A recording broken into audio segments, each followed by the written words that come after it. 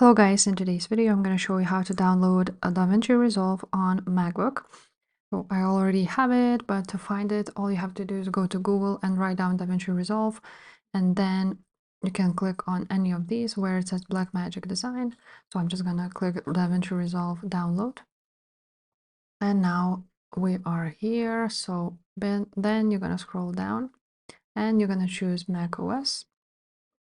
So you're going to click download. But first you will need to fill in all of these details. Now your download should have been started automatically, or if not, then you just click on this one and download it. Now you want to click on 2 times on this one and open the zip file.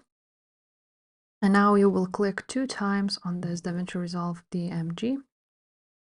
And now, as you can see, you can install Resolve, this one, and you just basically click 2 times and it will start the download, the install. Now you will continue and read all the licenses and so on and so forth. And after you've done that, you're just gonna click install and it will finish the installation. So if this video was helpful, please leave a like, subscribe to this channel, and I will see you next time. Bye.